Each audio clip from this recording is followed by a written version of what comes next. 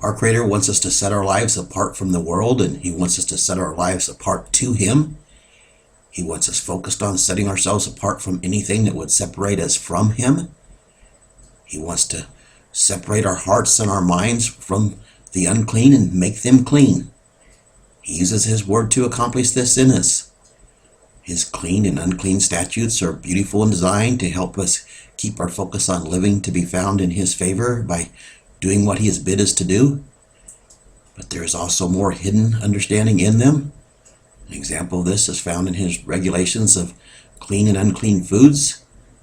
He wants us to learn to only feed our minds with that which is good for us. Combined with His other statutes, they point us to feeding off of His unleavened bread, and that leads to eternal life in His family. He wants us living our life to not be defiled by the world by setting our lives apart to Him to become His. The other day He led me to speak on why a woman is to be set apart during her monthly menstruation cycle, and how this time is to point us to eternal life leaving us if we decide right from wrong for ourselves. This is the original sin that all sins come from, and it causes Yeshua's blood to not be applied on our behalf and to atone for us. Or if we have entered into a contract by agreeing to no longer decide right from wrong for ourselves, but we fall back to deciding right from wrong for ourselves, this causes His blood to depart from covering us.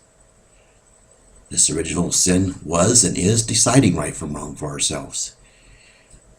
It is deciding that we do not want to listen to our Creator's instructions because we think that we know better than He does. We want to go do our own thing. It is the mark of the beast, which is rebellion to our Creator. It comes from having an unclean attitude, which comes from having an unclean spirit guiding us. The entire event in the garden explains that the exceeding wickedness of rebellion to our Creator's instructions. Doing so cuts us off from Him and from His 7 spirits that guide us into having clean hearts and clean minds.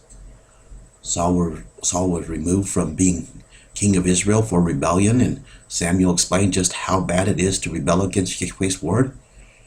He said in 1 Samuel 15, "Does Yahweh delight in burnt offerings and sacrifices as He does in obeying His voice?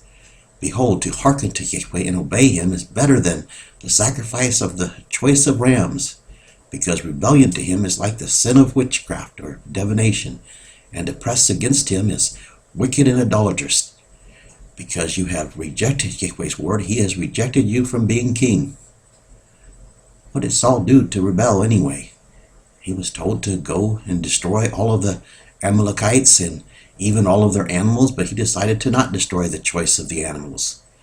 He said that he wanted to return with them in order to offer them up to Yahweh. He decided what he thought was right to do, and he did not follow the instructions that were given to him from his Creator. He had the ugly attitude of deciding right from wrong for himself. In yesterday's video, I spoke about how one of the 3 things that Micah recorded that are required of us is to do what is right before Elohim's eyes. He wants us to desire to be found in His favor. He wants us to love doing what is right before Him. It is an attitude of wanting to be righteous before Him that He is looking for in us. King David replaced Saul, and he had this attitude. He was a man after Elohim's heart. He made mistakes, but he was broken for making them. He wanted to please his Maker and to be found in His favor. He did not grovel over his Creator's instructions. He delighted in them. He hungered for them. They were not a burden to him. Is this your attitude? Or do you think that His statutes and commandments and judgments and ordinances are a burden? I mentioned the 7 days that a woman is to be separated as an example. Have you ever looked at this instruction or at His other instructions as a test of whether we will delight in obeying Him or not, even if they are an inconvenience to us? And of course, if they're an inconvenience to us, really we need to examine our hearts on that too. Why are they? Have you ever looked at them as a test to see if our heart's desire is to be found in His favor or not? Because if we're obeying them to be found in His favor, they're certainly not going to be an inconvenience to us. They test our resolve, and they test us to see if we really want to lose our life for his kingdom or not. They really are simple commandments, and they separate us to evaluate what is clean and what is unclean and why they are so. They teach us to set our life completely apart to him, to be programmed by him. They teach us that the world as it is in this era of time, with man deciding right from wrong for themselves, defiles us. He requires us to seek his righteousness if we're going to be his. Do we know better than he does? Is your righteousness superior to his? If it is, then you have an unclean attitude towards him. He is looking for pure hearts to be in his family, not unclean hearts. Apart from him, our hearts are wicked. And if we reject his instructions, we are separated and we are apart from him. So we must walk with him and let him purify and make our hearts and minds clean.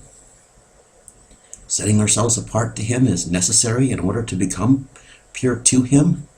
He is the master potter. The example of the 7 days of separation of a woman is beautiful in design, because the instructions that accompany this time actually teach the whole family to be separated from the world. He teaches to have our lives revolve around his instructions. And this time teaches us that what deciding right from wrong for ourselves causes. Knowing that the rest of the world does not obey these instructions means that it is extremely difficult for any of us who do love his statutes and want to obey them to interact with the outside world. I say this because where would you even find a place to sit in the world today? Because we would not know if an unclean woman had sat there before us. So those who want to obey their Creator do not fit in the world in the state that it is in. Is this a bad thing? The more that I learn about hearkening to his instructions, I realize that I do not belong to this world as it is. I do not want to interact with it. I certainly long for it to be different than it is. I long for his will to be done on earth as it is in heaven, so that I can delight in fellowship with the world, with everyone. And I certainly look for every opportunity to share the truth with others. But the reality is, so few want to hear the truth. So few will even listen to it, less more hearken to it. This YouTube channel is a witness to this. The world is far removed from desiring our Creator's righteousness. I certainly don't want his instructions. It is an unclean world because it is full of unclean attitudes. His instructions just expose this to be true. If his instructions are a burden to any of you, I ask you to examine your attitude. Do you genuinely desire with all of your being to do that which is right before his eyes, if his instructions are a burden to you? Do you love and desire to be found in his favor? Is this your heart's desire? Do you want to obey his every instruction because you trust him that they lead to his righteousness, and you want to learn his righteousness? I can guarantee you in his authority that the rebellious attitude that decides right from wrong for themselves is not being found in his favor and will not be in his family. Many of his instructions carry the dual purpose of testing us and proving us to show whether we will love him with our entire life or not. This classroom that we call life is not about living for the here and the now.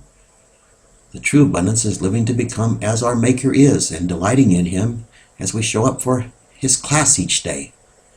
True abundance is found in having a clean and a pure attitude before his eyes so that he does not separate himself from us.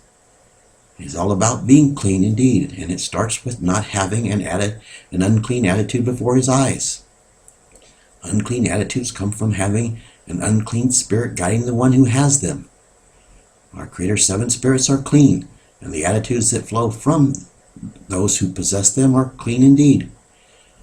This is why he wants our focus on knowing the difference of what is clean and what is unclean. Rebellion or bad attitudes toward his word exposes the unclean, rebellious attitude of not delighting in his instructions. And rebellion is not only like unto witchcraft, it is the mark of the beast. It separates us from our Maker, and it will separate us from our Maker for eternity if we bear this mark.